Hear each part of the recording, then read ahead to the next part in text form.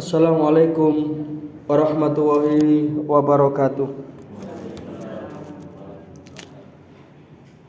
Alhamdulillahilladzi arsala rasulahu Muhammadan ila kafatal linnas wa anzala ma'ahul kitab liyufarriqa bainal haqqi wal batil wa bainal ma'rufi wal munkar wa hadana ila siratihil mustaqim.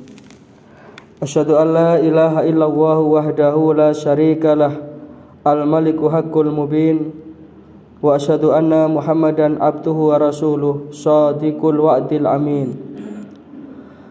Allahumma shalli wa sallim wa barik ala nabiyyina Muhammadin wa ala alihi wa sahbihi ajma'in. Amma ba'du, subhanaka la ilma lana illa ma 'allamtana innaka antal alimul hakim. Rabbi shrah li sadri wa yassir li amri wahlul 'uqdatam min lisani yafqahu qawli. Allahumma inna nas'aluka ilman nafi'ah wa rizqan thayyiba wa amalan mutaqabbala. Asbahna ala fitratil Islam wa ala kalimatil ikhlas wa ala dini nabiyyina Muhammadin sallallahu alaihi wasallam wa ala millati abina Ibrahim hanifan muslima wa ma kana minal musyrikin. Bapak Ibu hadirin jamaah pengajian rutin Ahad pagi Masjid Ahmad Dahlan rahimakumullah.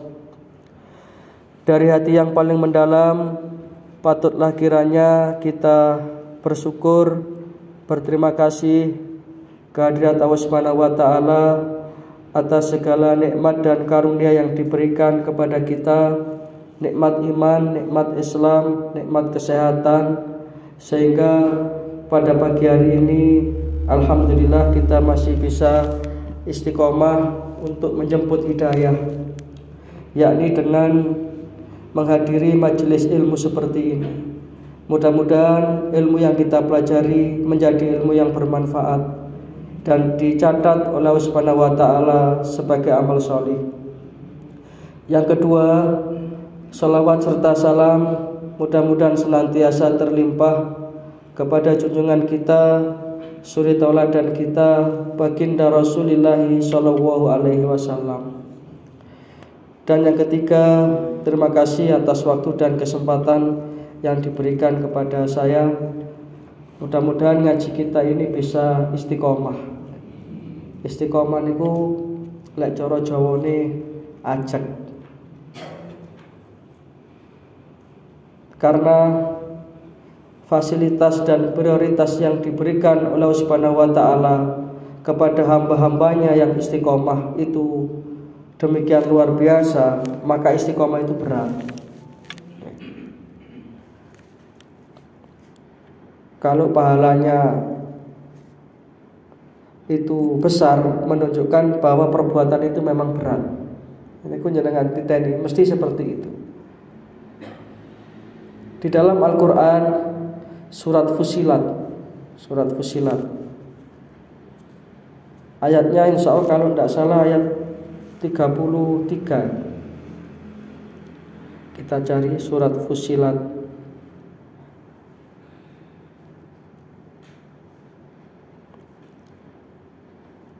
Surat Fussilat itu surat keberapa Bapak Ibu? Mboten hafal nggih.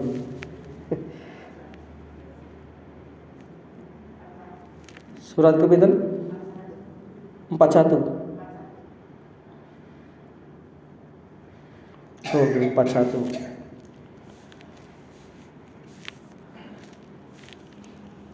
Ayatnya mulai ayat 30 sampai 33. A'udzu billahi minasyaitonir rajim. Innal ladzina qalu rabbuna Allahu tsumastaqamu. Sesungguhnya orang-orang yang berkata Tuhan kami adalah Allah, kemudian mereka itu tsumastaqamu, istiqomah, teguh pendirian, maka Allah Subhanahu wa taala akan memberikan fasilitas dan prioritas yang luar biasa. Pertama, tatanazzalu alaihimul malaikah. Maka malaikat-malaikat akan turun kepada mereka. Jadi yang niku lek istiqomah sing ngawal itu malaikat. Niki sing dawuh Gusti Allah. Seraya malaikat itu diperintahkan oleh Allah Subhanahu wa taala untuk mengatakan alla takhafu wa la tahzanu. Kamu tidak usah takut, kamu tidak usah bersedih hati. Maka satu di antara keutamaan istiqomah itu kita akan diberikan hati yang tenang, tidak gampang gelisah. Dan yang lebih menggembirakan lagi, wa absyiru bil jannatil lati kuntum tu'adun, dan berikanlah berita gembira kepada orang-orang yang istiqomah itu dengan surga yang dijanjikan oleh Allah Subhanahu wa taala. Tidak cukup itu, Allah Subhanahu wa taala melanjutkan ayat 31, nahnu awliyaukum fil hayatid dunya wa fil akhirah. Dan kamilah pelindung-pelindungmu dalam kehidupan dunia dan akhirat. Jadi tiang sing istiqomah niku langsung dapat dagangan pusat. Apa ndak hebat ini? Oke, kalau kita ingin dagangan pusat, ya istiqomah. Napa mawon amalan sing saged panjenengan istiqomah. Ini paribasane ngaji ahad pagi niki lah, yang 1 minggu sekali niku coba kita istiqomahkan. Wis ana agenda napa mawon jenengan semayani, engko ya mari ngaji. Karena kalau sudah ngaji ini kita selani yang lain, nanti mengaiti ini. Mengawali lagi itu akan aras-arasan. Jadi Allah Ta'ala langsung akan memberikan perlindungan kepada hamba-hambanya yang istiqomah. Di mana itu? Fil hayati dunya wa fil akhirah. Pada kehidupan dunia ini dan lebih-lebih nanti di akhirat.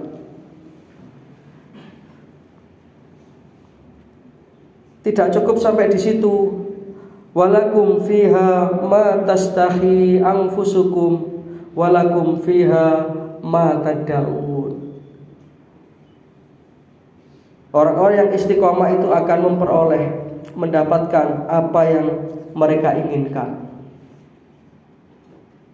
Nuzulam min ghafurir rahim. Itulah satu penghormatan, satu balasan yang diberikan oleh Allah Subhanahu wa taala kepada hambanya yang istiqomah. Maka jenengan harus punya satu amalan apa yang panjenengan anggap itu ya boten abot lah, tetapi istiqomah.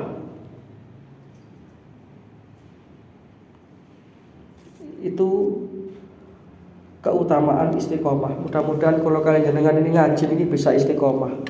Ya, siapa tahu dengan lantaran ngaji yang istiqomah ini nanti akan bisa memberkahi keluarga kita, mensolih-solihkan anak-anak kita. Di akhirat kita akan dimudahkan masuk ke dalam surganya Allah Subhanahu wa taala. Amin ya rabbal alamin. Toh juga ngaji ini tidak akan lama, maksimal jam 7 kita selesai. Tapi gini wow, krono niki amalan sing sae, mesti setan itu akan membisik-bisikkan supaya kita itu tidak nyaman. Ngaji sak jam niku rasane koyo suwe rasane. Tapi lek delok sinetron rong jam ya mboten krasa. Bahkan diselani iklan mek 3 menit kok mawon wis grundel ya. Waduh kok iklan mana sih. Tapi insyaallah jamaah Masjid Ahmad Dahlan mboten-mboten nggih. Aktif istiqomah ndelok sinetron mboten-mboten nggih. Rumiyin wonten sinetron judulnya Cinta Fitri, Bu. Itu sampai berepisode-episode niku. Karena stasiun televisi itu melihat rating. Kalau ratingnya itu baik, ceritanya dibulet-buletno. Ngoten niku kok diapusi nggih gelem ngoten. Maka bersyukurlah panjenengan yang bisa istiqomah seperti ini. Yang kedua, salawat serta salam mudah-mudahan senantiasa terlimpah kepada junjungan kita, suri tauladan kita, uswatun hasanah kita baginda Rasulullah sallallahu alaihi wasallam. Itu sebagai mukadimah. Sekarang kita masuk materi kajian. Tema yang saya kirimkan ke takmir yaitu tentang memaknai ucapan amin di dalam sholat. Ketika sholat berjamaah ataupun sholat sendirian, sholat sendirian itu disebut sholat munfarid. Tentu kalau kita bicara sholat berjamaah, keutamaannya jauh daripada ketika kita sholat sendirian, apalagi di rumah. Walaupun secara hukum fikih itu sah, tetapi kita akan kehilangan banyak sekali keutamaan. Sehingga Kanjeng Nabi kan dawuh itu, sholatul jamaati afdalu min sholatil fadhi bisab'in wa isrina darajat. Jenengan sholat di rumah sendirian, sholat panjenengan bagus, khusyuknya luar biasa, nilai maksimal hanya 1. Tetapi ketika kita berjamaah, kita dapat keutamaan 27 kali lipat daripada sholat sendirian. Belum lagi dapat pahala berjalannya kita dari rumah ke masjid. Belum lagi di situ ada sholat sunnah tahiyatul masjid. Belum lagi di situ ada silaturahim dengan sesama jamaah. Muncul pertanyaan, bagaimana kalau dengan ibu-ibu? Lebih utama mana? Sholat di rumah atau di masjid? Ya napa pokoknya dengan selama ini. Jadi ibu-ibu, khusus ibu-ibu, selama bisa memenuhi persyaratan-persyaratan yang ditentukan, misalkan jauh dari fitnah, situasinya aman, tidak ada udzur yang darurat, misalkan punya anak kecil yang masih bayi, atau punya orang sepuh yang sedang sakit yang harus ditunggui, gampangannya free lah. Itu tentu bagi ibu-ibu sholat di masjid lebih baik daripada di rumah. Selama nikwau, tidak ada halangan-halangan, tidak ada udzur-udzur yang syar'i. Buktinya di zaman Rasulullah itu ibu-ibu juga datang ke masjid. Buktinya Rasulullah itu juga mengatur penataan shaf dalam sholat berjamaah di masjid. Ini menunjukkan bahwa wanita-wanita di zaman Rasul itu juga sholat berjamaah di masjid. Kalau kita saat ini kondisi nggak aman, terus ibu-ibu tidak boleh memakai wangi-wangian yang berlebih-lebihan kalau ibu-ibu. Kemudian tidak ada tanggungan di rumah. Jangan gak ada yugo tasik bayi, ya tentu di rumah lebih baik karena lebih maslahat itu, supaya tidak mendatangkan kemudaratan yang lebih besar. Maka ditinggal jamaah bayai gelundung, nah, itu kan berarti mendatangkan kemudaratan. Yang seperti ini boleh di rumah. Tapi selama tidak ada tanggungan yang seperti itu, tentu sholat berjamaah lebih utama di masjid. Sholat 5 waktu lebih utama di masjid. Kalau sholat sunnah memang lebih utama di rumah. Ini perlu kita pahami supaya ibu-ibu juga punya semangat untuk mendatangi sholat berjamaah, supaya ada perasaan eman ketika tidak mendapatkan keutamaan sholat berjamaah.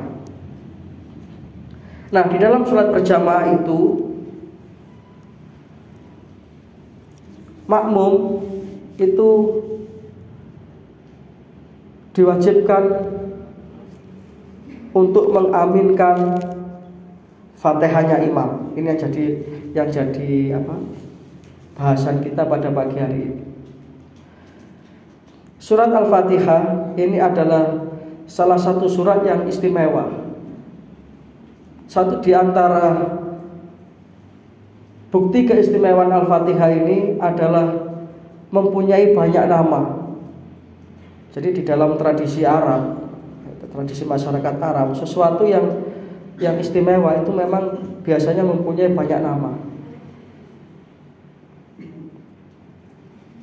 Contoh hari raya Idul Adha, itu kadang-kadang disebut Idul Adha, kadang-kadang disebut Idul Kurban, kadang-kadang disebut Idul Nahar, kadang-kadang disebut Idul Haji. Ini menunjukkan Idul Adha ini juga tidak kalah istimewanya dengan Idul Fitri.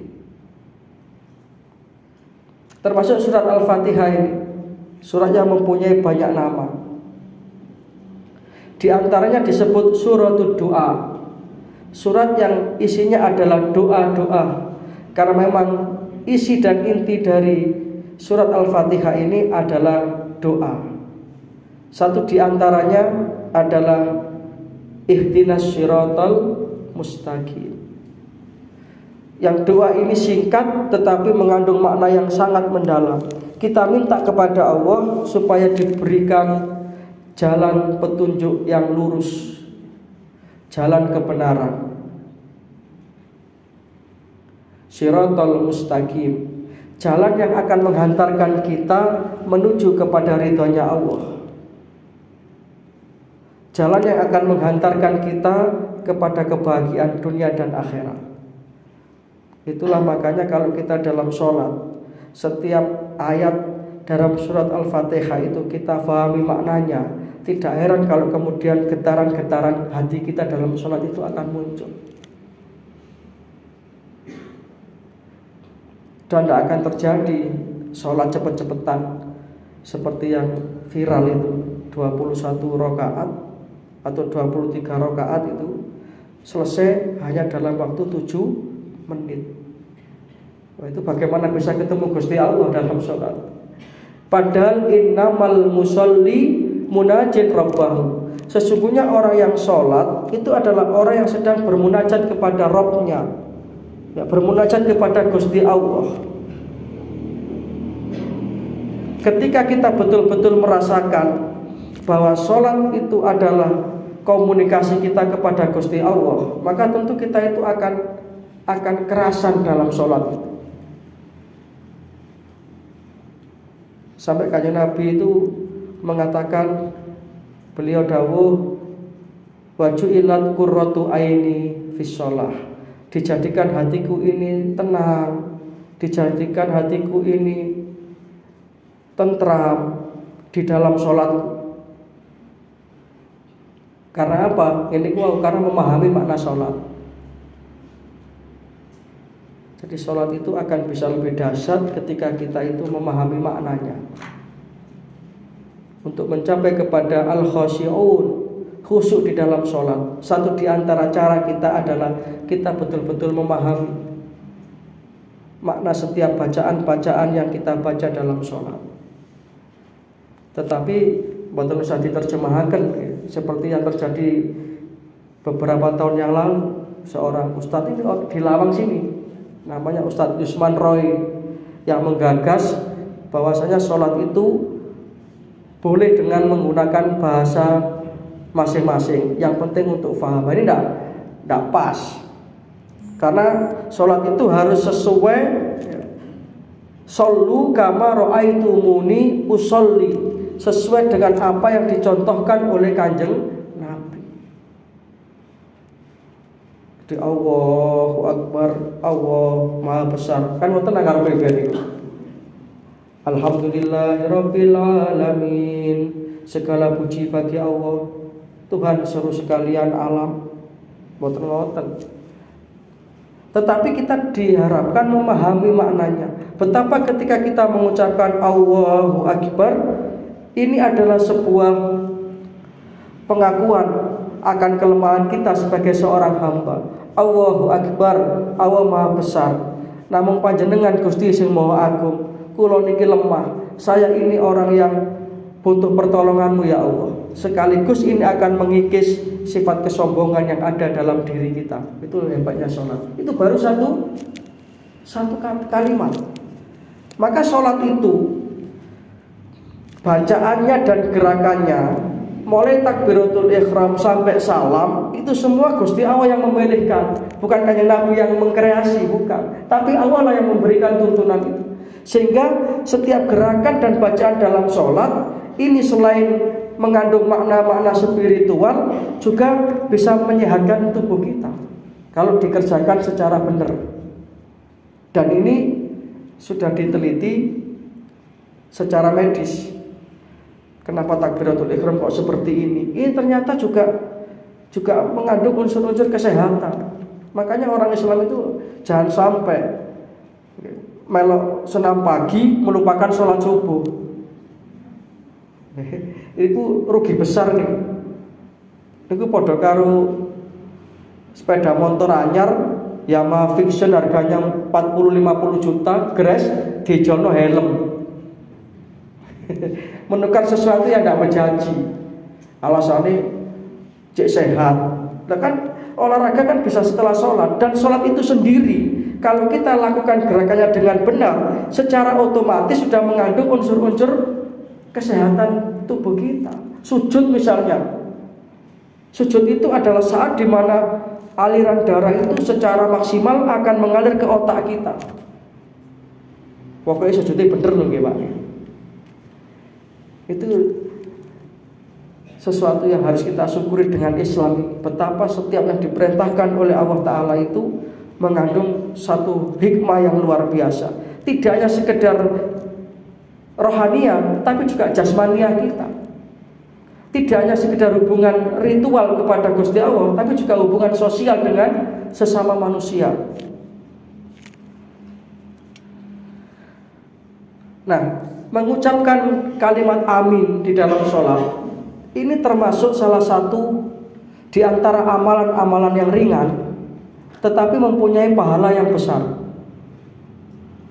Dalam suatu hadis, ini dasarnya.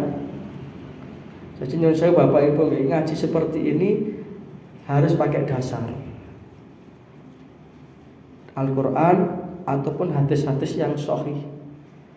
Karena agama itu tidak boleh ngarang-ngarang sendiri. Misalkan pengajian jari ini sholat itu menyehatkan. Lek ono subuh ini tak tambah wis gak 2 rakaat. Tak tambah maneh petang rakaat cek luwih sehat. Wah, ini tidak bisa begitu. Tidak boleh. Itu malah bahaya itu. Sesuatu yang sudah mahdhah, yang sudah dibakukan oleh Kanjeng Nabi, kita tidak boleh menambah-nambahi atau mengurang-urangi, apalagi mengganti. Haji misalnya, dengan kecanggihan teknologi yang modern seperti ini, apa tidak bisa pemerintah Saudi itu mendatangkan ahli, kemudian Ka'bah itu diangkat sedikit, yang bawahnya dikasih semacam apa itu? Ya semacam untuk memutar itu kan bisa itu. Sehingga ketika tawaf itu orangnya yang diam, Ka'bahnya yang berputar. Kan secara teknologi kan bisa saja, tetapi itu tidak boleh, karena itu mahdhah. Karena yang namanya haji, manasik haji itu napak tilas. Nanti antara Safa dan Marwah dikasih eskalator, orangnya tidak usah berlari kecil, sudah kayak kita di mall itu. Secara teknologi, kenapa boten sakit kira-kira boten itu? Bisa, tapi itu tidak boleh. Lah kalau caranya menuju ke sana, itu boleh ada modernisasi Bapak Ibu. Dulu zaman tahun 60-an informasinya ya, kalau dari wonten. Ya, kalau niki lahir tahun kira-kira tahun pinten ketok ini. Jeneng sing batin yo mbuh, tak delok isi arek tapi kok tahun 60-an, tahun 70-an kabarnya itu orang haji itu kan pakai kapal laut. Sehingga orang ibadah haji niku memakan waktu sekitar 6 sampai 7 bulan. Makanya orang itu kalau pamitan haji ketika itu. Nggih tangis-tangisan temenan. Koyok balik apa ora ngono. Yang bayangkan Pak 6 bulan. Mekah Madinah naik onta. Sehingga ketika pulang haji tetangganya sudah lupa. Loh, si orang tak kira loh aku mau haji 6 bulan. Nah, kemudian dengan majunya teknologi sekarang sudah pakai pesawat terbang. Sehingga sekarang haji itu bisa 40 hari. Bahkan bisa yang 1 minggu. Yang namanya ONH fulus. ONH fulus karek nari duwe.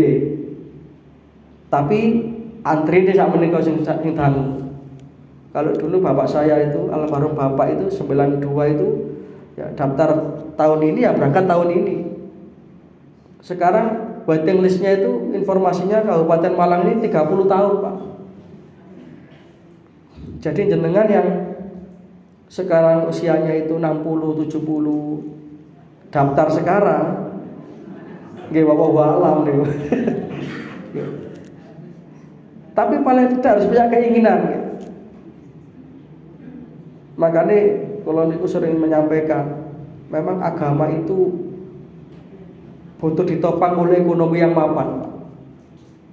Karena apa? Karena ibadah itu kadang-kadang butuh ibadah yang maliyah, yang membutuhkan ekonomi yang mapan. Kalau jenengan itu punya uang yang banyak, gak usah ngeteng 30 tahun Pak. Jenengan datang ke Kemenang sana. Aku daftar haji yang saiki daftar budal tahun ini. Kata petugasnya, oh mahal itu Pak, ada itu Pak namanya haji furoda itu. Mahal Pak, itu 400 juta satu orang. Masih oleh 500 juta tak bayar. Pokoknya ini nggih duit-duit. Tiangnya lagi nyekel duit aja nih gagah aja nih Pak. Napa-napa niku koyo mantep wonten. Masjid niki misale sing sanjang tiang gawe duit, iku asline tambahno ya. Kok karek hitungan pira butuhe kok sore nang omah tak kei duit. Nek wong sugih ngoten niku. Tapi lek sing mboten sugih mek tetep saya usul bagaimana kalau masjid kita ini ditambahin AC. Terus balik namanya. Nah duit tekan di, ya kita urunan. Saya mengawali ini 100.000. Wah, lah ngasih rekannya jutaan. Ya itu makanya butuh sugih memang. Tapi sugih yang untuk agama. Nek sugih mek digawe donya tok nggih rugi. Kayak Sayyidina Utsman ini loh Bapak Ibu. Sayyidina Utsman itu sampai hari ini masih punya rekening di bank. Jenengan mesti pernah mendengar kisahnya itu. Oh, jenengan sudah ahli ngaji kok. Ketika beliau membeli apa? Sumur. Sampai hari hatalan sampai hari ini. Di sekitar sumur itu ada ratusan pohon kurma kelas 1 yang hasilnya untuk kemaslahatan umat. Apa ndak iri kita? Jadi memang ada, walaupun jumlahnya tidak banyak. Sekarang ini orang-orang itu yang kaya, tetapi sudah selesai dengan dunianya. Mungkin saya juga pernah cerita. Saya pernah khutbah di satu masjid di perumahan, termasuk lumayan elit. Ternyata masjid itu bukan fasu. Ternyata itu adalah wakaf salah seorang warga perumahan itu. Dan alhamdulillah diwakafkan ke Muhammadiyah itu. Jadi beliau itu rumahnya sudah dibangun tingkat, Pak. Diberikan kepada warga perumahan, diwakafkan kepada Muhammadiyah, jadikan masjid. Orangnya pindah ke tempat kampung biasa, beli rumah kecil. Wah ini, dan tidak lama beliau meninggal dunia. Wah ini cerdas ini. Mulai mati gak sayang ngeten iki lho, Pak. Tapi ngomongnya pena. Prakteknya sing angel, termasuk sing ngomong iki sing kepengin iki kok kepengin iki. Wah, wis gak kepengin aku sing reno-reno duwe pajero gak kepengin aku. Apa kok gak kepengin? Gak nuntut duit. Jadi lek ono duit nggih sing kepengin to. Tapi memang ada orang yang sebenarnya bisa tapi dia sudah selesai dengan dunianya. Ada itu, Pak. Ini yang dinamakan yarjuna tijaratan lan tabur. berjual beli dengan Gusti Allah, tidak pernah merugi. Nah, mudah-mudahan kalau kalian diparingi soge terus bisa dibawa mati. Amin ya rabbal alamin. Karena lek soge tok gak diinfakno mboten di gawe sangune mati, mereka tuas mangke ngabot-ngaboti. Pun niki bukan tema kita ini. Makin gelambiar makin. Kita kembali pada hadis Nabi tentang keutamaan amin ini. Amalannya ringan, tapi pahalanya luar biasa. Dalam satu hadis yang diriwayatkan oleh sahabat Abi Hurairah radhiyallahu anhu, anin Nabi sallallahu alaihi wasallam qala, Rasulullah sallallahu alaihi wasallam bersabda, "Idza ammanal imam fa aminu." Apabila imam mengucapkan amin, maka ucapkanlah amin. Jadi kalau berdasar hadis ini, imam itu juga mengucapkan amin. Ghairil maghdubi alaihim waladdallin. Amin. Dan kadang-kadang napa? Amin nih makmum itu kan tergantung waladdolinnya imam. Imam ghairil maghdubi alaihim waladdallin, makmum amin. Makanya amin itu tidak boleh terlalu pendek, tidak boleh terlalu panjang. Ghairil maghdubi alaihim waladdallin, cara makmum amin. Itu terlalu panjang. Ghairil maghdubi alaihim waladdallin,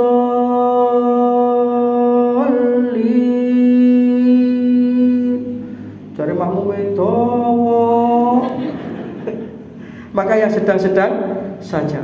Dan makmum, dan saya ngapunten, tidak boleh mendahului ya, atau mengereni. Berarti makmum amin, makmum ket amin. Ini penting. Karena apa? Karena di sini ada keutamaan. Fa innahu man wafaqa ta'minuhu ta'minal malaikah. Jadi ternyata di dalam sholatul jamaah, dalam sholat berjamaah, ketika imam itu mengucapkan amin, malaikat itu juga ikut mengucapkan amin. Maka dawuh Kanjeng Nabi, siapa yang nanti aminnya itu berbarengan dengan aminnya malaikat, fa innahu man wafaqa ta'minuhu ta'minal malaika ghufira lahu ma taqaddama min dambi, maka akan dihapuskan dosa-dosanya yang telah lalu.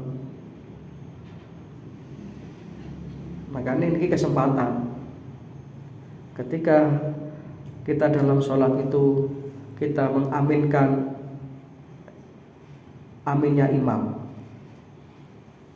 Dalam hadis yang lain ini juga diriwayatkan oleh Imam Bukhari dan Muslim, Rasulullah bersabda, "Idza qala al-imam ghairil maghdubi alaihim waladdallin." Apabila imam membaca ghairil maghdubi alaihim waladdallin, faqulu amin. Kenapa? Fa innahu man wafaqa qauluhu qaulal malaika ghufira lahu ma taqaddama min dambi. Karena siapa yang aminnya itu berbarengan dengan aminnya para malaikat, maka Allah Subhanahu wa taala akan mengampunkan dosa-dosanya yang telah lalu. Jadi amin itu yang benar Pak, alifnya panjang ya. Minnya juga panjang, di amin. Karena kalau yang panjang itu hanya alifnya amin, itu sudah beda makna.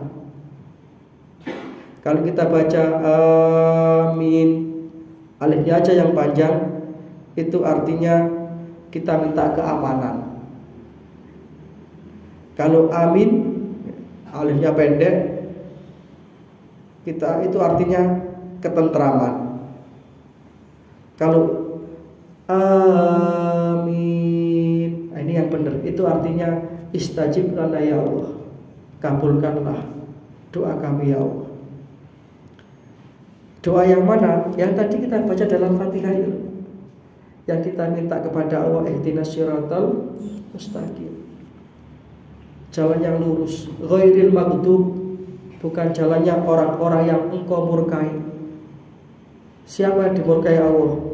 Orang-orang Yahudi, al-Yahud.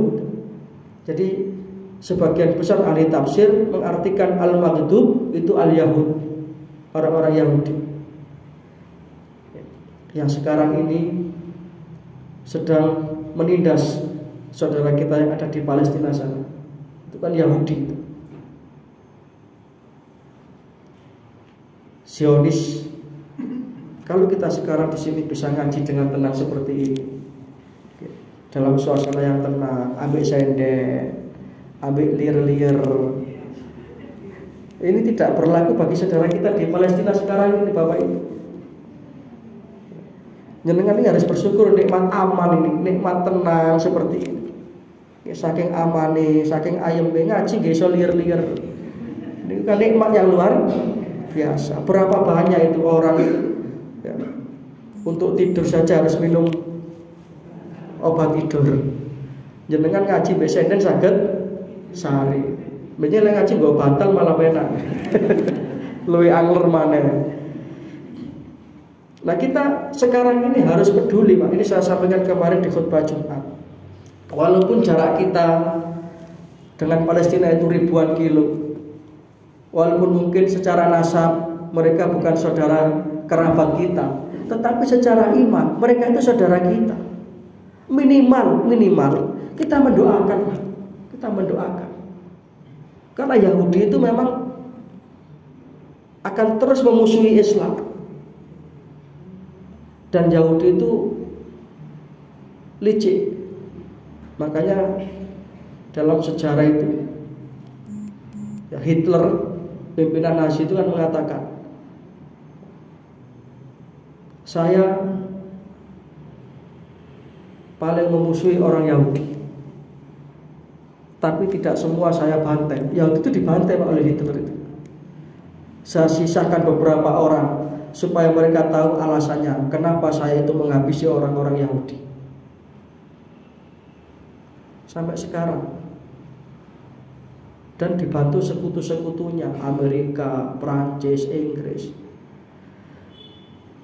Tapi kita tidak usah berkecil hati. Yang namanya pertolongan Allah itu pasti akan datang. Tidak hanya di Palestina, di negara kita pun kita juga butuh pertolongan Allah. Sebentar lagi tahun politik gitu. Kita tentu mendambakan.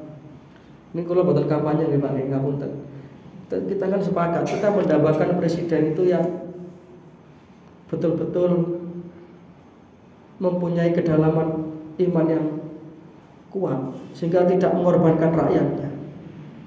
Katanya panjenengan amin ya Pak. Amin. Gini kuang. Secara kasat mata pun jelas nih sebenarnya. Pun ini masalah lain. Yang jelas ketika nanti dalam sholat itu amin kita bersamaan dengan aminnya para malaikat, maka akan dapat ampunan dari dosa dan kesalahan. Berarti ini kan kesempatan yang harus kita ambil.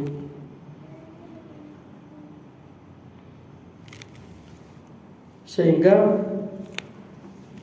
ketika kita mengaminkan aminnya imam, itu secara otomatis kita akan mendapatkan ampunan dari dosa-dosa yang kita lakukan. Coba kita perhatikan surat Al-Fatihah, mulai awal ayat pertama sampai ayat terakhir, itu semua kan mengandung doa dan permohonan kepada Allah. Misalnya kita baca Bismillahirrahmanirrahim dengan menyebut nama Allah yang Maha Rahman dan Maha Rahim, maka berarti sebagai seorang hamba kita mengharapkan kasih sayang dari Allah Subhanahu wa taala. Yang kalau hamba itu sudah dikasihi oleh Allah, maka hidupnya itu menjadi kehidupan yang bahagia dunia dan akhirat. Kalau sing kula sampaikan wau dagangane pusat. Permasalahan-permasalahan apapun, namanya orang hidup, Pak, masalah itu pasti ada. Tidak mungkin orang itu hidup tanpa masalah. Karena memang dunia ini tempatnya masalah. Ad-dunya darul bala wal imtihan. Dunia ini memang tempatnya masalah. Yang kita lakukan bukan lari dari masalah, tetapi bagaimana kita itu mendapatkan solusi dari masalah yang kita lakukan. Dan solusi yang terbaik adalah bermohon kepada Allah yang Ar-Rahman Ar-Rahim. Alhamdulillahirabbil alamin. Segala puji bagi Allah, Tuhan semesta alam. Ini kan menunjukkan betapa kita itu mensyukuri nikmat yang diberikan Allah. Sampai dikatakan kalau engkau menghitung nikmat Allah tidak akan bisa. Coba kalau kita renungkan nikmat yang sudah diberikan oleh Allah Subhanahu wa taala kepada kita ini. Saya sering memberi contoh satu saja nikmat udara, kita bisa bernafas ini. Dalam satu penelitian itu pernah coba dihitung ya, konsumsi oksigen dan nitrogen sebagai zat yang dijadikan zat untuk kita itu bisa bernafas, itu ada dua, nitrogen dan oksigen, Pak, campuran itu. Dalam 24 jam itu manusia itu yang normal loh nih, bukan yang sesek loh nih. Yang normal itu membutuhkan sekitar 8.200 liter oksigen dan 11.200 liter nitrogen 24 jam. Ini ku lek Gusti Allah niku komersial. Kalau kalian dikengken bayar 1 liter digawe 1000 repes mawon. Ketemu pinten? 8.200.000 tambah 11.800.000, 20 juta pas. Enggak beneran itu. Itu hanya untuk bayar oksigen sing didamel ambakan itu. Itu satu orang loh, Pak. Nah, kalau dalam anggota keluarga itu ada bapaknya, ada ibunya, anaknya 5. Terus nyambut damel nopo sing bayaran sedina 20 juta nih. Oh, ternyata kita bisa ambak ini sudah merupakan nikmat yang tidak terbeli. Belum lagi nanti kita repot gendong tabung ini enggak apa. Nanti sholatnya lagi, sholat berjamaah lagi, kuabe podo gendong tabung. Betapa repotnya. Tapi kita kok bisa ngeten iki sambangan iki ternyata mahal. Fabi ayyi ala rabbikuma tukadziban. Nikmat yang mana lagi yang kita ingkar? Nikmat bisa melihat, nikmat seluruh anggota tubuh kita ini berjalan dengan normal sehingga kita sehat. Saya punya teman guru itu sekarang sudah almarhum. Dulu setiap 1 minggu 2 kali harus cuci darah, setiap Selasa dan Jumat. Saya tanya saudara yang bagian cuci darah itu, yang petugas cuci darah di Rumah Sakit Suprano, saya tanya berapa waktu yang diperlukan untuk sekali cuci darah? 5 jam, Pak, prosesnya itu. Itu harus didahului dengan istirahat dulu ya 1-2 jam.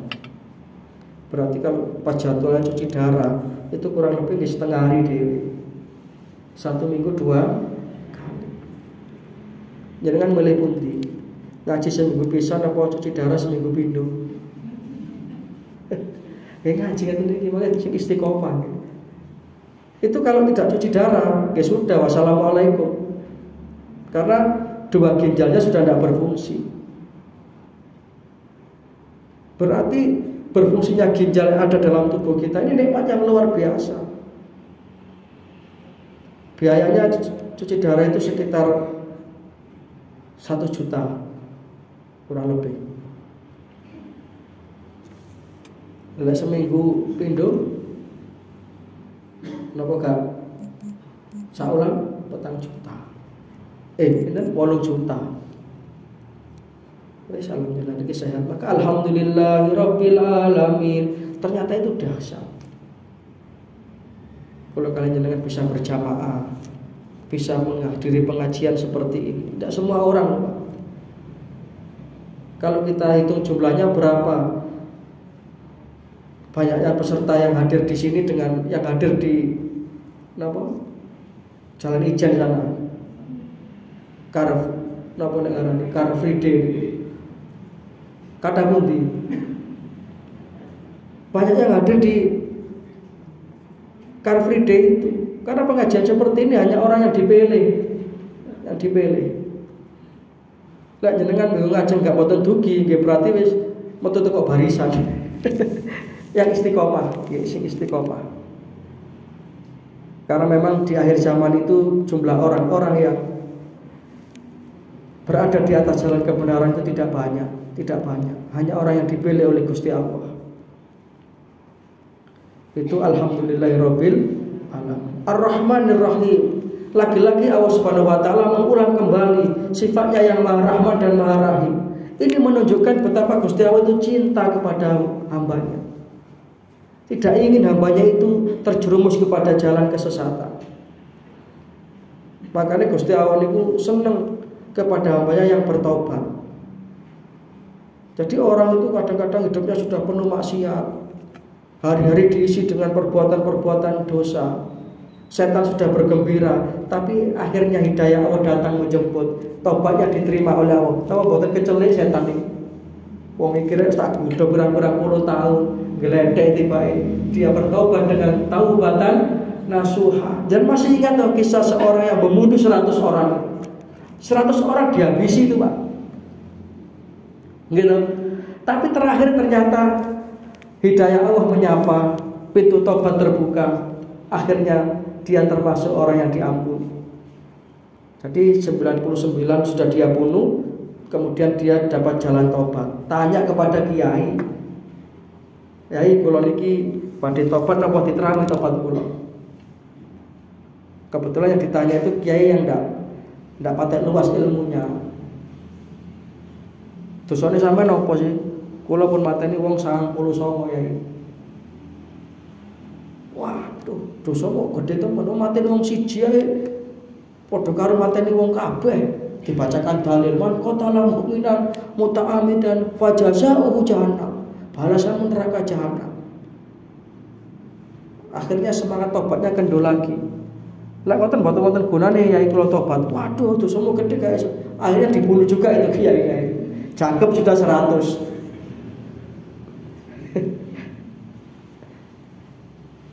Makanya gini saya mengapunten. Agama itu solusi. Jadi tidak boleh ustadz mubalek itu selalu memberatkan jamaahnya. Itu berarti kurang luas. Kanjeng Nabi itu setiap yang datang kepada beliau dengan membawa masalah, pulang mesti tercerahkan itu, Pak. Ma ashala hada talaba nabiyil karim. Alangkah mudahnya apa yang disampaikan oleh Nabi yang mulia ini. Mesti begitu. Lah kok niku akhirnya gitu pateni pisan jangkep 100 orang. Tapi setelah membunuh itu dia namanya orang dapat hidayah, masih terus kepingin menempuh jalan tobat. Sampai akhirnya dia ketemu dengan seorang yang bijaksana. Jadi tidak cukup pinter plus bijaksana. Kalau kepada tobat, apakah bisa? Dosamu apa? Ceritanya ngeten diceritakno. Saya sudah membunuh 99 orang. Terus kalau takon ten yai an niku. Jarine kula mboten diterima tobaté, terus kula pateni pisan.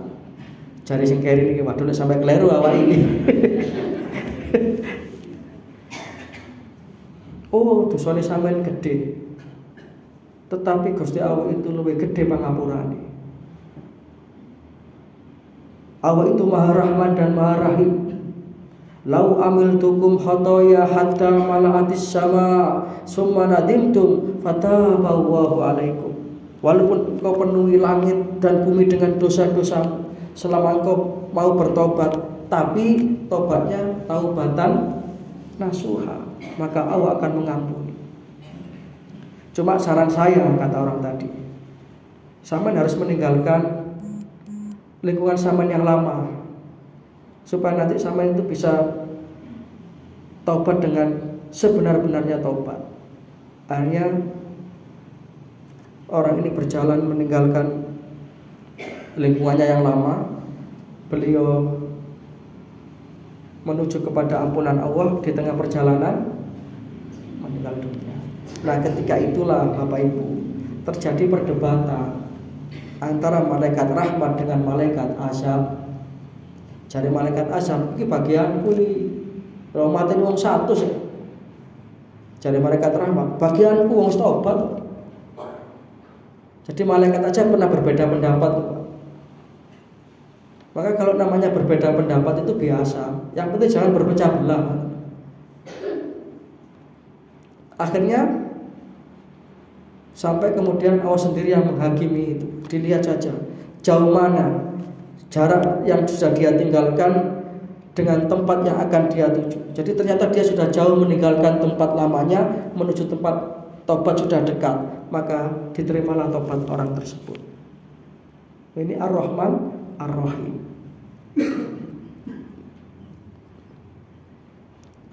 Sehingga dengan demikian Fatihah yang kita baca itu akan menenteramkan hati kita. Bukan berarti kemudian kita meremehkan dosa loh Bapak Ibu. Boten-boten maksudnya keterangan ini. Namanya manusia. Siapa sih Bapak Ibu yang bisa mulus tidak pernah berdosa itu siapa?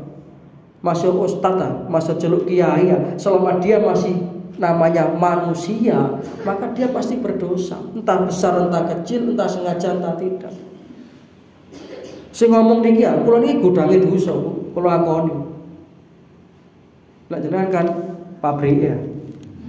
Akeh di pabrik godang.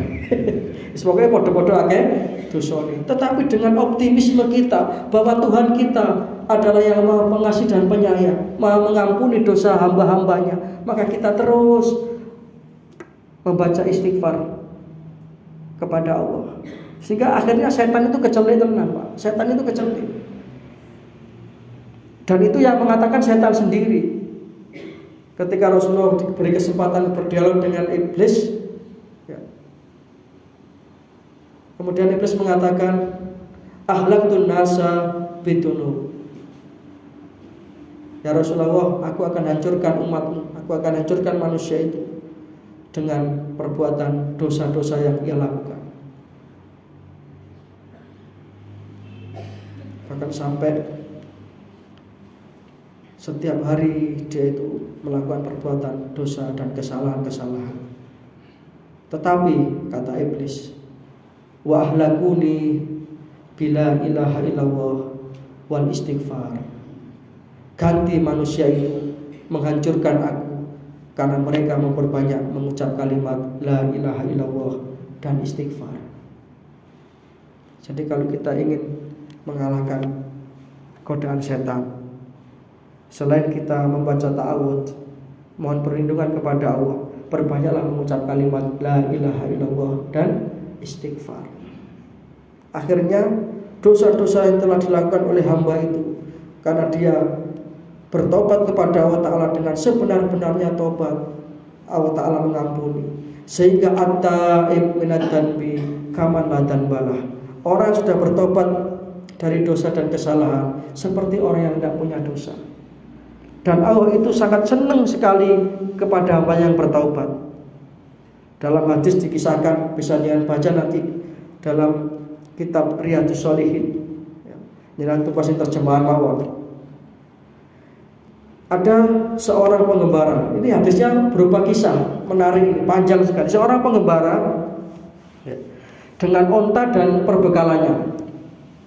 Saat ini nggih motor sak perbekalannya. Perjalanan jauh.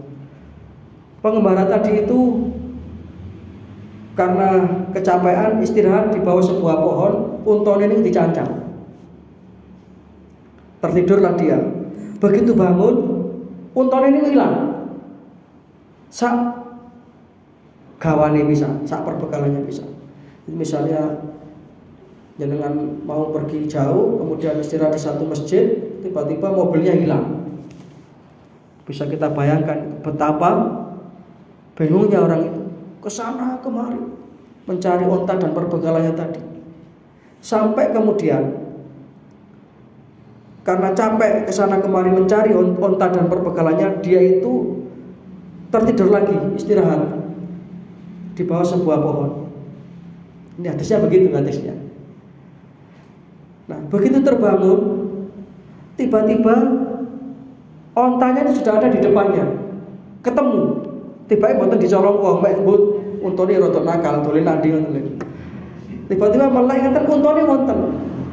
Saking bahagianya, saking gembiranya, dia mengatakan alhamdulillah anta abdi wa ana rabbuk. Donga ngoten. Dongane kualik. Alhamdulillah matur nuwun Gusti, kula pangeran jenengan jenengan kawula. Begitu hadisnya. Itu loh. Sampai Allah itu napa nggih? Mboten marah itu.